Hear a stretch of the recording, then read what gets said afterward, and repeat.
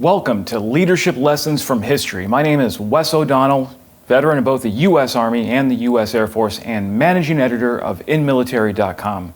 This week, Sir Winston Churchill, the roaring lion of England. But first, cue that fancy intro.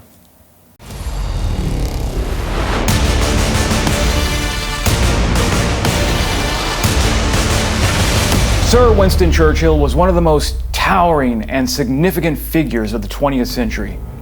Was he perfect? No. Looking back from our progressive perch in the 21st century, many leading figures are going to have times in their life that we take issue with.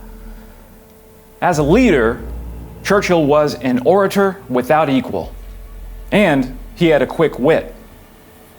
Speaking to Parliament in 1925, to a member who keeps interrupting him with liar, Churchill responded, "If the honorable gentleman who keeps interrupting consents to give his name rather than his profession, I'm sure we'll be glad to make his acquaintance." One day, the MP Lady Astor says to him, "If I be your wife, I'd poison your coffee." To which Winston Churchill replied, "Madam, if I be your husband, I'd drink it." Winston Churchill had a political career that spanned half a century, including a Nobel Prize for literature. But perhaps his single defining moment came when he was Prime Minister of England during World War II. At the time World War II started, Churchill was already 65 years old.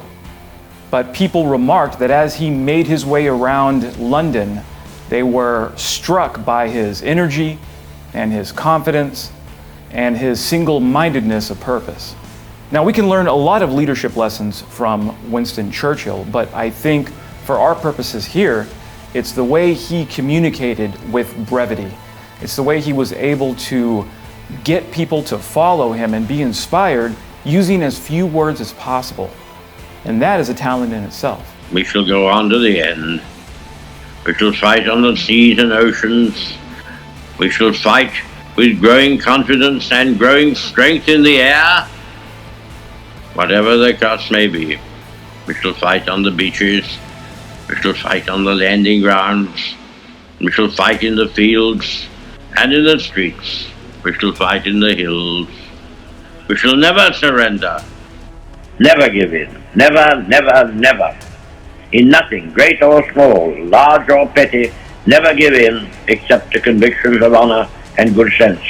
Never yield to force. Never yield to the apparently overwhelming might of the enemy.